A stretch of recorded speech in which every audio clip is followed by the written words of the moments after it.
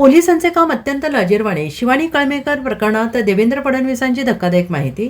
बुलढाण्याच्या जळगाव जामोदमधील कथित शिवानी कळमेकर बनावट हत्याकांडाने राज्यात एकच खळबळ उडाली होती. शिवानी कळमेकर हिची हत्या केल्याच्या आरोपाखाली पोलिसांनी तिच्या वडील आणि भावाला अटक केली. मात्र काही दिवसांनी शिवानी स्वतः जिवंत पोलिसांसमोर हजर झाली, ज्यामुळे संपूर्ण प्रकरणाला एक वेगळेच वळण मिळाले. दरम्यान हे बातमी लावून धरल्याने दोन आदिवासी निष्पाप पितापुत्रांना न्याय मिळालाच, मात्र वर्दीतील गुंड असलेले पोलीस अधिकाऱ्यांनाही निलंबनाला सामोरं जावं लागलं.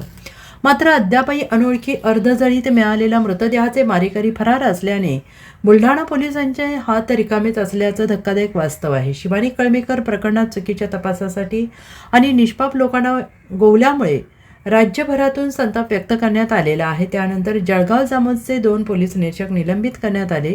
खुद्द राज्याचे पोलीस महासंचालकांनी या प्रकरणातील पोलिसांची मोठी चूक असल्याचं कबूल केलं. त्यानंतर आज पावसाळी अधिवेशनात मुख्यमंत्री देवेंद्र फडणवीस यांनी सदर प्रकरणावर भाष्य करत पोलिसांची चूक असल्याचं मान्य केलं आहे. सन्माननीय सदस्य रोहित पवार यांनी जो मुद्दा उपस्थित केला आहे ही वस्तुस्थिती आहे आणि अतिशय लाजिरवाण्या पद्धतीनं या ठिकाणी पोलिसांनी काम केलेलं आहे. एक जी बेपत्ता अशा पद्धतीनं जिच्याबद्दल मिसिंगची केस होती, एक बॉडी सापडल्यानंतर ही तिचीच बॉडी आहे अशा पद्धतीचा त्या ठिकाणी दावा करून त्याच्या कुठल्याही टेस्ट कन्क्लूड न होता त्याची चौकशी केल्याचं दाखवलं आणि त्या मुलीच्या भावाला आणि वडिलांनाच त्यांनीच तिचा खून केला अशा पद्धतीने पकडलं पोलिसांनी. आणि त्यानंतर ही जी मुलगी आहे ही जिवंतच होती. ती मुलगी स्वतः पोलीस स्टेशनला हजर झाली आणि त्याच्यानंतर त्यांना सोडावं लागलं.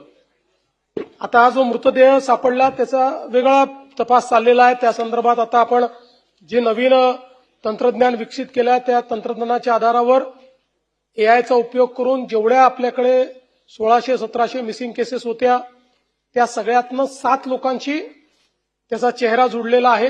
त्यामुळे तो वेगळा तपास करू. पण या पर्टिक्युलर केसच्या संदर्भात पोलिसांचं वागणं हे अतिशय चुकीचं होतं. त्यामुळे तिथले क्राईम सहित सगळे पीआय PSI या घटनेशी संबंधित सगळे या ठिकाणी निलंबित केलेले आहेत. फौजदारी कारवाई देखील त्यांच्यावर करण्यात येणार आहे.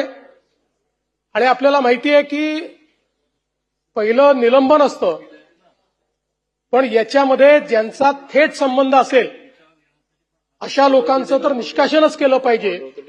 त्या दृष्टीने निश्चितपणे विहित प्रक्रिया निलंबनानंतरची पूर्ण करण्यात येईल आणि जे निष्कासनास पात्र असतील त्यांच्यावर निष्कासनाची कारवाई देखील या ठिकाणी केली जाईल.